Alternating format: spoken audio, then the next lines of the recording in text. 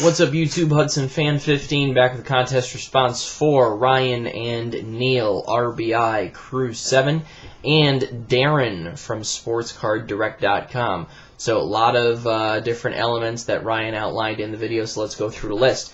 Make a video response. Ding, done. Sub to RBIcru7. Duh, forever.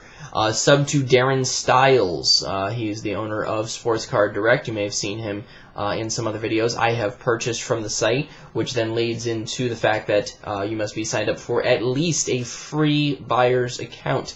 It is worth it. Definitely don't want to get that message from your friend on YouTube saying, hey, there's this kick-ass card for your PC, and you miss it because you're too busy signing up for an account instead of just quickly logging in, bang, make the purchase, done. Has happened to me. Have gotten that message and have had to, and went on the site, I was signed up, bang, purchase made, all set. You're dealing direct with people. If you're looking to facilitate a sale maybe with somebody and you don't want to go through eBay, if they've got a Sports Card Direct account, you've got a Sports Card Direct account, it's a lot easier to do it that way, and just posting stuff up for sale. It's a solid amount of exposure. Not the sifting through the massive hundreds of thousands of sports cards that are on YouTube on eBay at any given point. So it's a good site, very straightforward.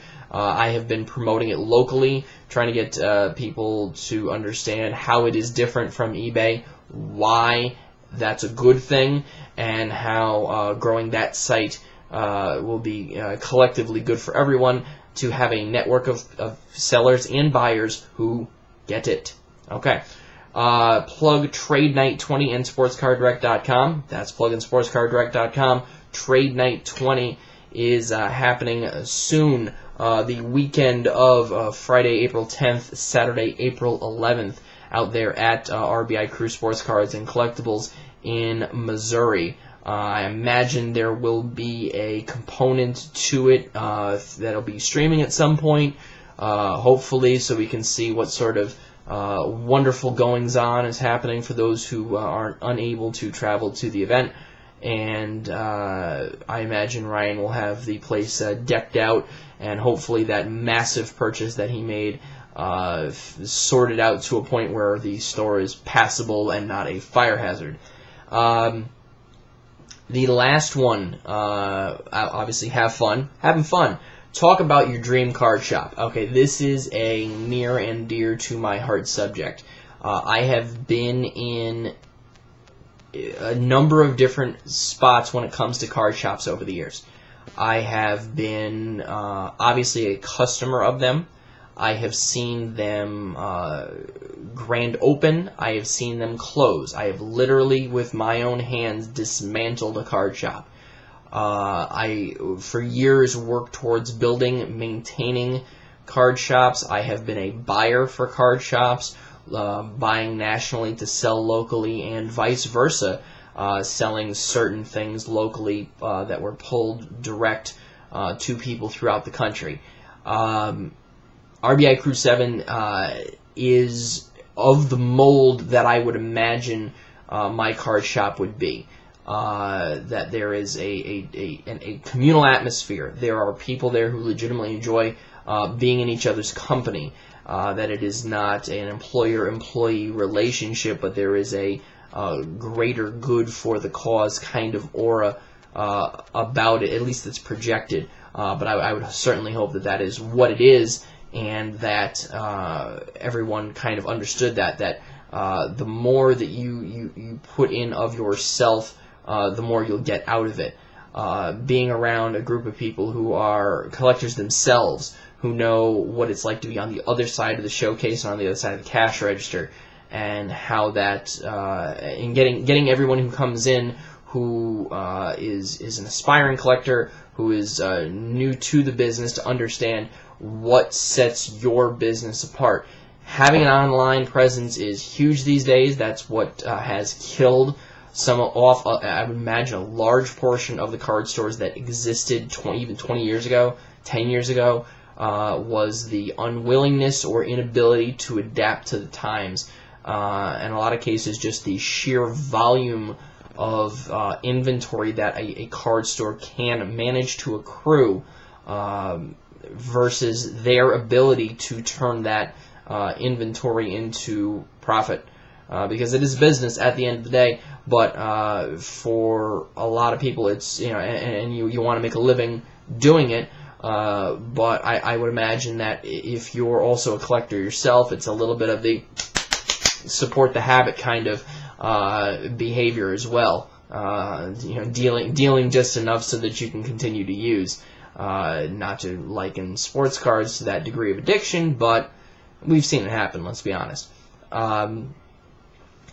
I would hope that there were enough of elements to my theoretical card shop that would draw in enough of a variety of people to make it a pleasurable experience for everybody who chose to frequent it. And I was surrounded by people that I liked, that I trusted, and that I was able to, on just the most basic business level, create an inventory management system to where I could both sell in a physical location and online simultaneously without logistical issue. That I maximize the opportunities to get products out to people that they wanted at prices that were competitive while still being profitable for me. And a lot of that comes down to buying smart. Okay, a lot of people don't see that element of it, but a lot of it is investing only in something when it makes sense. And a lot of people have had dealings over the years with store owners, with people at card shows, even dealing online to where either you are the seller and you are wondering why people are lowballing you because you know what you have into it, but there's that psychological presence of mind where it's probably more valuable to you because you're the one that has it. And then you've also been in a situation where you're the buyer and you're wondering why the seller's being so difficult, looking at other fair market things and not always seeing that in each transaction they're looking at not just breaking even, but putting towards the costs of running a business. That, why doesn't this guy just come down to my price? Well, he also has to build in the fact that he pays somebody to have the rights to walk into the place. He's got to pay for the utilities. He's got to pay for all the incremental supplies. And a big part of it is the continually rising costs of credit processing. Any opportunity that you have with a small business to pay cash, do it. The credit card companies entice buyers, people who will spend on their cards, to do that spending with those cards twofold. One, because that gives them the opportunity to collect interest, but two, they are charging the sellers to process those credit card transactions as a convenience to the buyer. So there is an element of that as well. And so again, anytime you can deal transactionally in cash, it's a stop at an ATM. Yeah, it's visiting a bank during their operating hours, which who knows what those are anymore. I think it's down to like about 2 hours on a Wednesday. But having the cash in hand when you walk into a small non-franchise business especially is important. So do that as well. And I would say one of the key elements to, again, my theoretical card shop would be having it in a location to where it's conspicuous. It draws in new customers just out of sheer curiosity, and it's the kind of place to where once you've been there once, it becomes a destination for you. That you have that mindset, and I would ideally have a setup to where people could spend large amounts of time there. that one of the bigger problems with the card store that I was affiliated the longest with was just the complete inability to have anybody other than the owner and maybe one other person in there comfortably for a period of time. That allowing people to stay in a place for longer gives them more opportunity to browse, more opportunity to spend money, and just having the conversation, just building a rapport with somebody is going to get them to want to come back.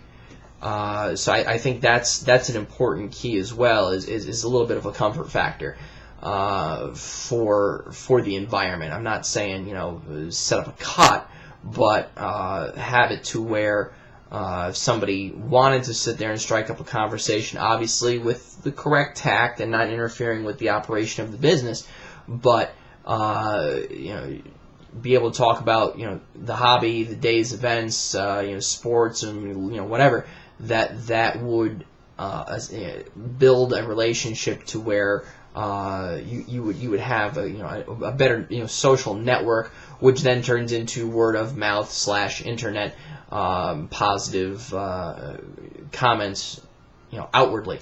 So and then that becomes a lower cost to you, to the owners, because word of mouth is a big deal, and in a lot of cases is more valuable than any advertising dollar spent.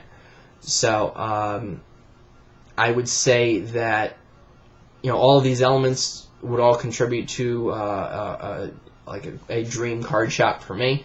And and again, I see a lot of that in the glimpses that we get to see on YouTube of how RBIcru7 operates. So, fellas, congratulations on your 20th, and I would imagine most successful yet trade night. Thank you for doing the contest. Thank you, Darren, for putting together and continuing to maintain this awesome SportsCardDirect.com website. And everybody go get amongst the contest, participate in as many ways as you can, and if you are not subscribed to either Darren or Ryan and Neil, or you're not on our SportsCardDirect.com, please go do so as well, even if you're not getting in the contest, just because they are all worthy people for your attention. All right, YouTube, peace.